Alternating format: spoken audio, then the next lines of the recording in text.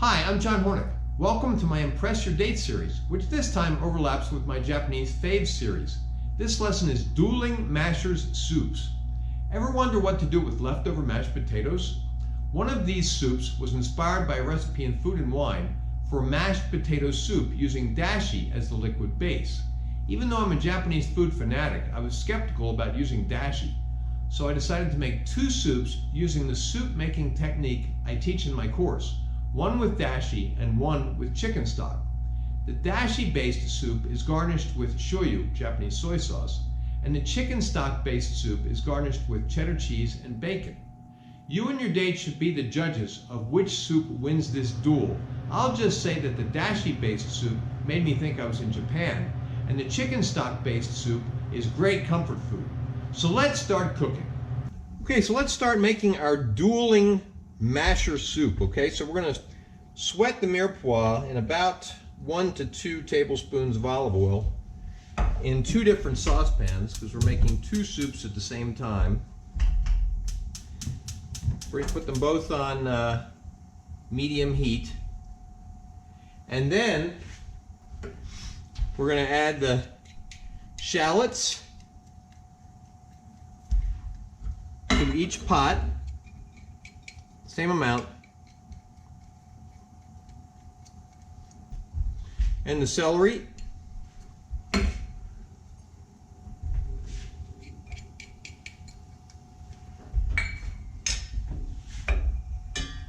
get our mirepoix coated with a little olive oil, and we're going to sweat those until the vegetables are translucent. This one's going a little faster, so I'm turning down the heat a little bit. Okay, so the mirepoix is translucent. Let's add the garlic to the 2 pots.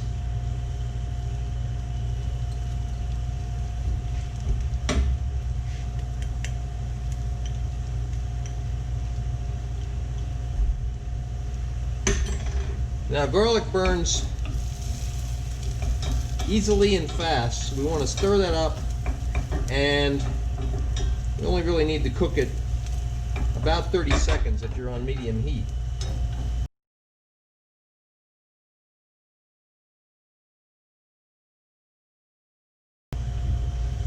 Okay, now we're going to deglaze white wine into one, sake in the other. And we're going to let those reduce until they're almost dry, just wet. Okay, both of them have the white wine and the sake have reduced until they're just wet. By the way, you can use dry vermouth instead of the white wine if you like. Now we're going to add the mashed potatoes, okay? I'm not adding salt or pepper now because the mashers are seasoned. Remember, we made them for Thanksgiving, got them left over, so they've already been seasoned. So we're going to adjust the seasoning later on. So I'm adding an equal amount of the mashed potatoes to each pot. Then I want to stir in chicken stock in one pot till we get a consistency that we like. I'm putting in about a cup. I'll add some more in a moment because I want to get some liquid into this other pan. And we're adding some dashi into the other pan.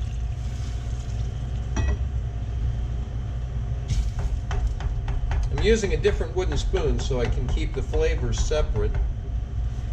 And I want to get them to be about the same consistency.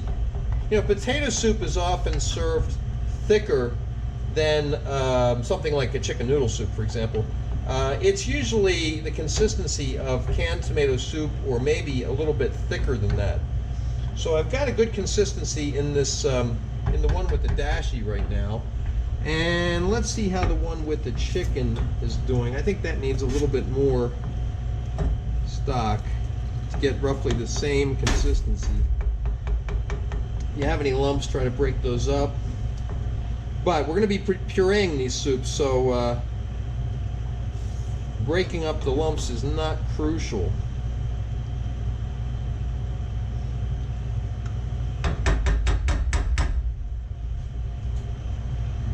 Now what we want to do is bring these both just to a boil. Bring to a boil means to just start to get to a boil. You don't want to boil it, you don't want a rolling boil, just bring to a boil. And when we get there, we want to reduce the heat and simmer for about 2 to 3 minutes. Okay, we're just starting to come to a boil on both of these, so I'm reducing the heat to low. And I can see that the one with the chicken stock is a little bit thicker than I'd like, so I'm adding a little bit more chicken stock to that one. And the other one has a nice consistency. We're going to let these simmer for about 3 minutes, 2 or 3 minutes. Okay, so now we're going to puree the soup. Now, I'm going to use a stick blender. Why don't I use a stick blender right here in this saucepan? The reason is because there's not a lot of soup and it's kind of shallow in the saucepan. So I think if I tried to use the stick blender, it might shoot everywhere. So I'm going to puree it in this beaker and then put it back into the saucepan. All right, now this might be kind of hot, so I'm going to hold on to it with an oven mitt and then place our immersion blender down inside, stick blender.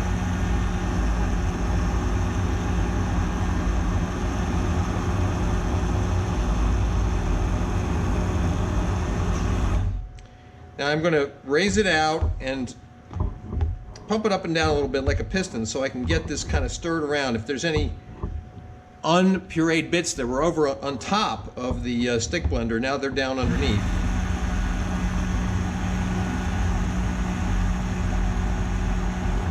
Okay, good.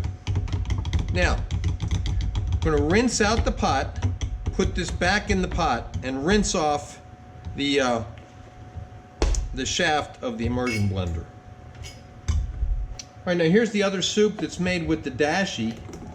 We'll put that down into the beaker and rinse out this saucepan. And then we're going to do the same thing. Hold on to the beaker. Let's try that again. Hold on to the beaker and place the immersion blender, stick blender down inside.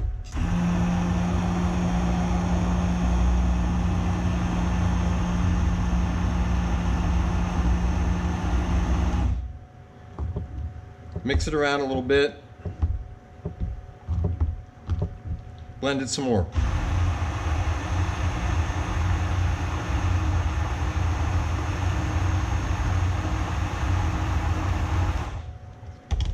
There we go. Now, this is going back into the saucepan. Okay, now we have the soups back in the saucepan. Now, if you've seen me make soups before in any of my lessons, you know that I usually strain them after I puree them. But I'm not going to do that tonight. I think the immersion blender did a good job.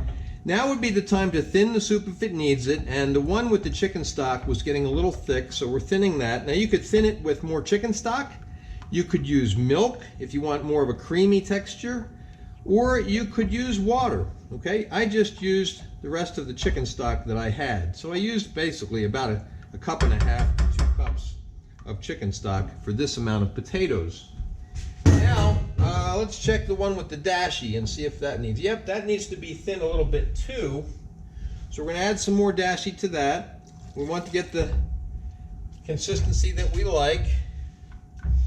Creamy, not too thick, not too thin. Goldilocks situation, just right. All right, now is the time to adjust the seasoning. All right, so let's take a spoon, taste it. I think that one needs a little more salt and pepper.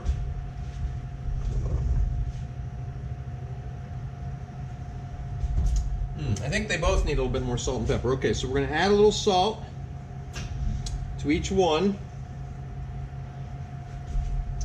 We're going to add a little ground white pepper. Why ground white pepper? Because it doesn't provide any color like black pepper would. However, be very careful with ground white pepper. A little bit goes a long way. All right, now let's stir those up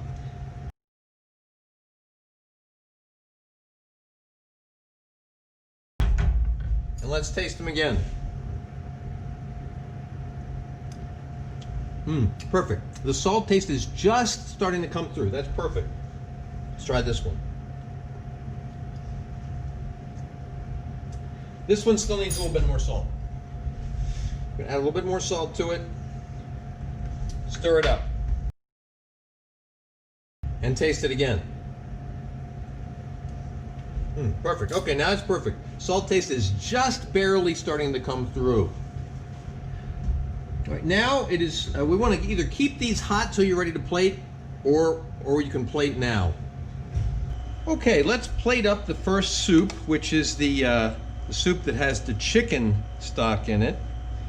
And my wife and I are going to share these, so I'm plating up 2, and we're each going to eat half, and then switch. Okay, so we're putting in the chicken soup, chicken-based soup. Then we're going to garnish that with some shredded cheddar cheese. This is white and yellow cheese, cheddar cheese, and the bacon, and then some chives.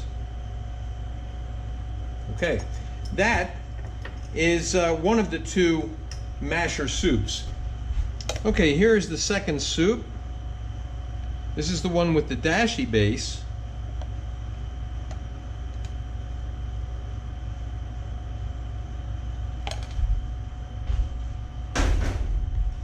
We're going to garnish that with a few drops of a really good soy sauce, Japanese soy sauce called Shoyu. Just some drops.